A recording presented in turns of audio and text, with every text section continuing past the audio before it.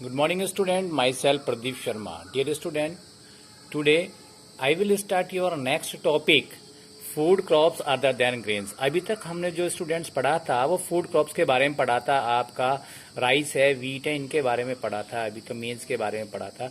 अभी हम पढ़ेंगे फूड क्रॉप्स तो हैं लेकिन वो ग्रेन्स नहीं है, अनाज में नहीं आती है, तो इनके बारे में हम पढ़ेंगे मोस्टली। तो इसमें कौन कौन सी आपका हम पढ़ेंगे आज के इस वीडियो में, sugar cane, oil seeds, tea, coffee and horticulture.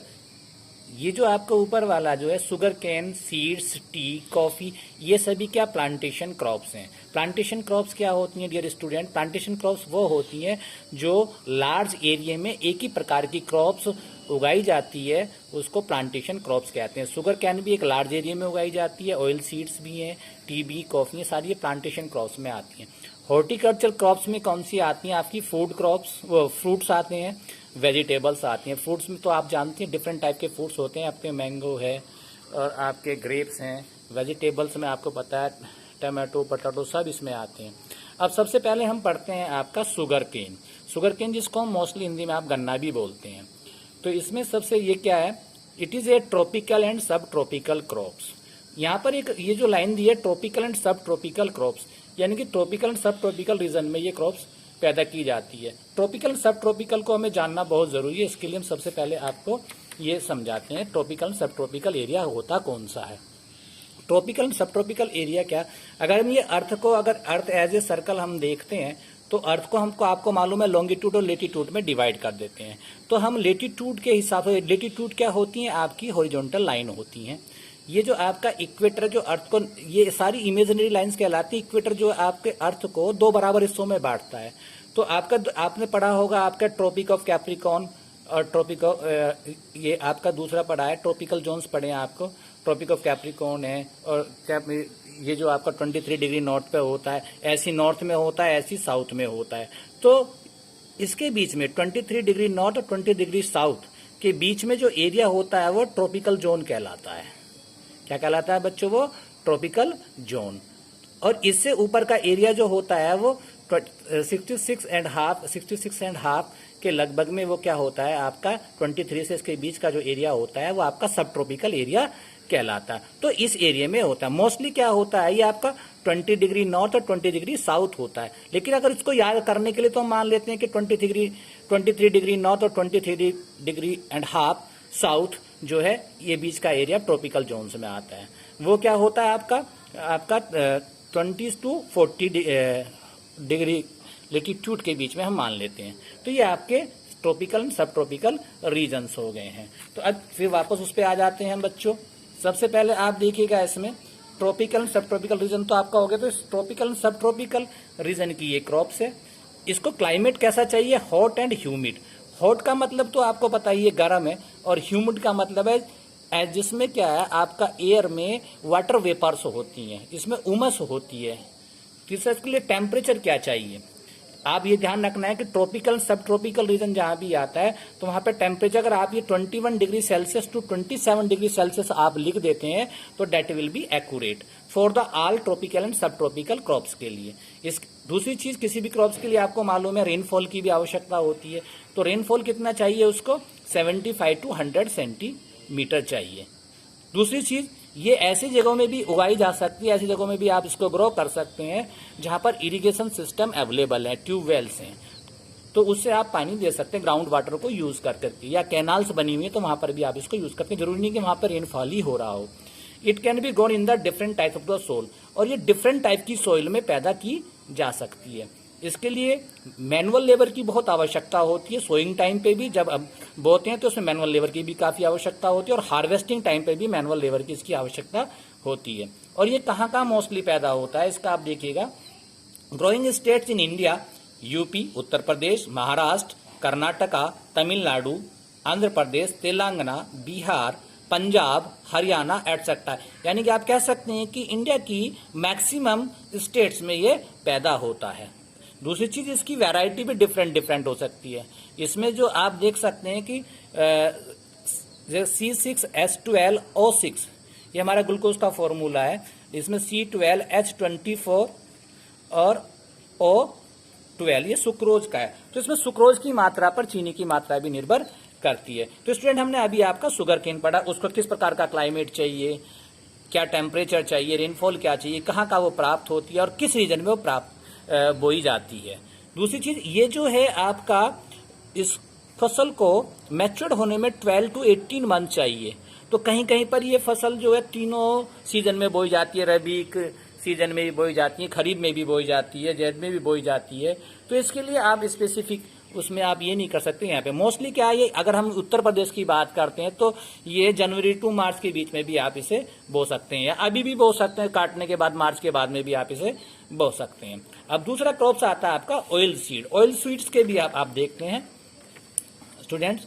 Oil seeds में हम मोस्टली क्या पढ़ते हैं, ग्राउंड नट, सेसमम और कास्टर सीड। ऑयल सीड में क्या काम करते हैं, जो एडिबल है, ये खाद में भी यूज होती है, for cooking medium, cooking purpose के लिए भी यूज करते हैं। इसके अलावा भी बहुत सारे हमारे इसमें से सोयाबीन है, लिन सीड है, लिन सीड मतलब अलसी बोल सकते हैं, कॉटन सीड्स है, कॉटन तो आप समझते ही हैं।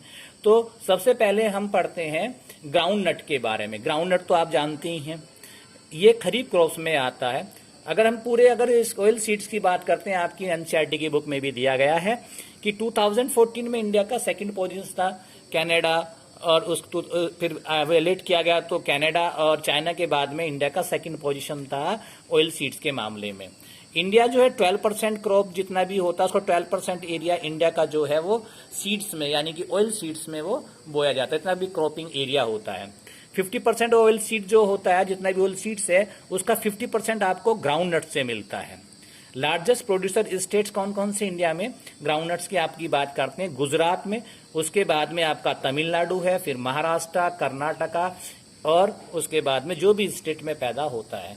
तो ये आप देख सकते हैं राजस्थान में तो होता ही होता है। तो ये आपका ग्राउंड नट्स का हुआ। ग्राउंड नट्स अब आता है आपका नेक्स्ट आता है आपका बच्चों सेसमम। सेसमम खरीफ है नॉर्थ में और साउथ में इसको बोलते हैं रबी।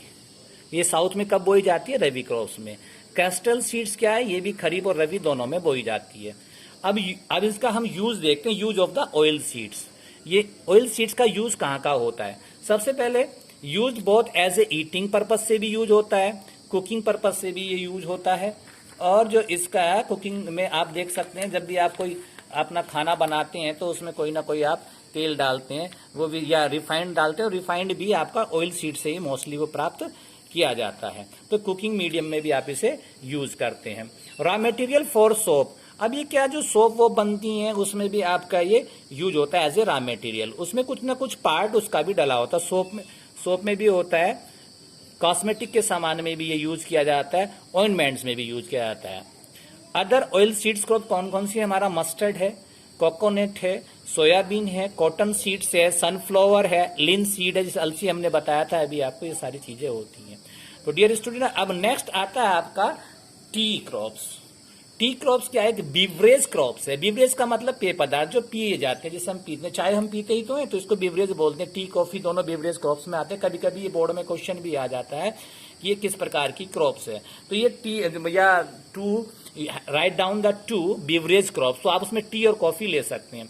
अब ये आता है प्लांटेशन क्रॉप। अभी प्लांटेशन हमने स्टूडेंट्स पीछे बताया कि प्लांटेशन क्रॉप्स वो होती हैं जो मोस्टली लार्ज एरिया में एक ही प्रकार की क्रॉप्स उगाई जाती हैं, उसको प्लांटेशन क्रॉप्स हम बोलते हैं। ये भी आपका tropical and sub tropical region में, ट्रॉपिकल और सब ट्रॉपिकल रीजन हम आपको बता ही चुके हैं आपको, यानी कि आपका इक्वेटर से 23.5 नॉर्थ एंड 20 डिग्री साउथ, या आप कह सकते हैं 20 डिग्री नॉर्थ और 20 डिग्री साउथ के बीच के एरिया को हम ट्रॉपिकल रीजन बोलते हैं। और उससे ऊपर के पार्ट यानी कि 20 to 40 डिग्री नॉर्थ और 20 to 40 डिग्री साउथ के बीच के एरिया को हम सब ट्रॉपिकल एरिया बोलते हैं। अब इसके लिए टी के लिए क्लाइमेट कैसा चाहिए बच्चों, क्लाइमेट कैसा चाहिए आपको, वार्म फ्रॉस्ट फ्री, यानी कि फ्रॉस्ट नहीं होना चाहिए।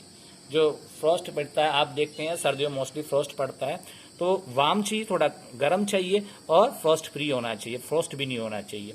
डीप वेल ड्रेन्ड, अच्छा इस प्रकार की जो क्रॉप्स होती हैं इसमें क्या फ्रिक्वेंटली आपको सोवर चाहिए, यानी कि लगातार बारिश होनी, मतलब समय समय पर बारिश होनी चाहिए ऑल ओवर द ईयर। दूसरा, पानी इस फसल में रुकना भी नहीं चाहिए। डीप वेल ड्रेन्ड सोइल चाहिए, rich in humus and organic matter.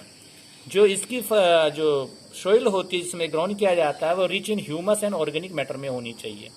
दूसरी चीज, टी क्रॉप्स के लिए लेबर बहुत चाहिए, इसलिए it is a labour intensive crops, it is a labour intensive crops, इसके लिए चाहिए processing with in the tea garden. इसमें ये कहाँ प्रोसेसिंग किया जाता है, इसके लिए टी गार्डन होता है, उसमें उसको तैयार किया जाता है। अब ये कहाँ कहाँ होता है, आप जानते हैं कि आसाम, तमिलनाडु, केरला, दार्जिलिंग, ये सारी चीजें यहाँ पर, ये जो स्टेट्स हैं यहाँ पर ये फसलें अच्छे से पैदा की जाती हैं। अब नेक्स्ट आता है आपका कॉफी। कॉफी भी हमने कहा it is also a beverage crop, ये भी आपका बिवरेज क्रॉप्स है, ये भी पीने के काम में आती है। It is also a plantation crop. दूसरी चीज, जब इंडिया में इनिशियली में जो कॉफी की जो वेराइटीज लाई गई थी उसका नाम था अरेबिका वेराइटी। ये कभी कभी आ जाता है कि इंडिया में कौन सी टाइप की वैरायटी की कॉफी सबसे ज्यादा पैदा की जाती है। तो जो इंडिया में जो क्रॉप्स लाई गई थी, जो वैरायटी लाई गई थी, वो यमन से लाई गई थी पहले, और इसकी डिमांड ऑल ओवर वर्ल्ड में बहुत ज्यादा है।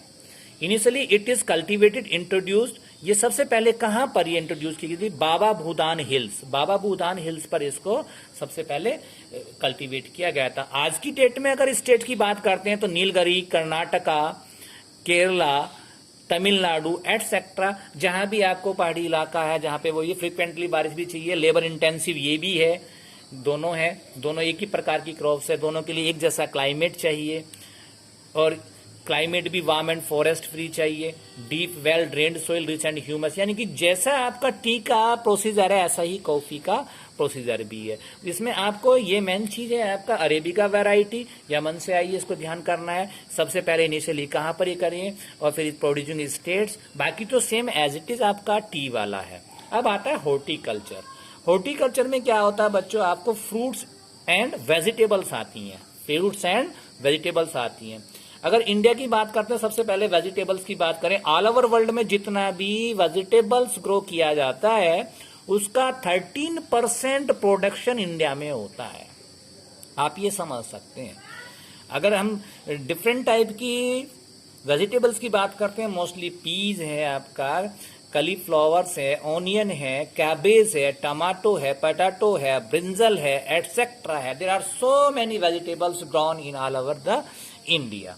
इसको आप यूज कर सकते हैं। उसमें से कुछ वेजिटेबल्स को हम फॉरेन में एक्सपोर्ट भी करते हैं, जैसे हम रशिया में आपका प्याज, आलू जो यानी कि ऑनियन है, पोटैटो है, ये हम एक्सपोर्ट भी करते हैं। दूसरी चीज अब आता है फ्रूट्स की बात करते हैं। डियर स्टूडेंट्स, फ्रूट्स के बारे में तो आपको मालूम ही है कि फ्रूट्स डिफरेंट प्लेसेस पर depend on the types of the soil वहां पर होता है। हमारे इंडिया में अलग अलग स्टेट्स में अलग अलग प्रकार के फ्रूट्स के लिए वो फेमस है। जैसे आपको बता देते हैं मैंगोज कहाँ कहाँ ज्यादा पैदा होते हैं, मैंगोज के लिए कौन कौन सी स्टेट फेमस है, महाराष्ट्र है आपका, आंध्र प्रदेश है, उत्तर प्रदेश है, वेस्ट बंगाल है, और बहुत सारे स्टेट्स में मैंगोज होते हैं। दूसरा अगर ऑरेंज की बात करते हैं तो नागपुर, नागपुर का संतरा बहुत फेमस है बच्चों, आप समझ सकते हैं। तो नागपुर है आपका, चेरापूंजी मेघालय में भी होता है। बनाना की बात करते हैं, केरला, मैक्सिमम केरला से आता है, मिजोरम में भी होता है, महाराष्ट्र में भी होता है, तमिलनाडु में भी होता है। लीची और गुआवा की बात करें तो यूपी में भी होता है, और गुआवा की बात करें तो यूपी में इलाहाबाद का अमरूद जो है गुआवा है, that is the more famous, आप उसे बहुत लाइक करते हैं। तो लीची बिहार की बहुत फेमस है। तो लीची एंड गुआवा दोनों ही आपको यूपी में होते हैं। पाइनएप्पल्स की बात करें तो मेघालय में, और ग्रेप्स की बात करें आंध्र प्रदेश, तेलंगाना, महाराष्ट्र इसमें होता है। और एप्रिकॉट्स और वॉलनट्स की बात करते हैं तो बच्चों कहां पर होता है, जम्मू एंड कश्मीर, हिमाचल प्रदेश एटसेट्रा। तो बच्चों आज हमने क्या पढ़ा है, इसको हम थोड़ा सा 2 मिनट में या 5 मिनट जितना भी टाइम लगता है इसको थोड़ा सा हम रिवाइज कर लेते हैं। आप थोड़ा सा इसको देखिएगा।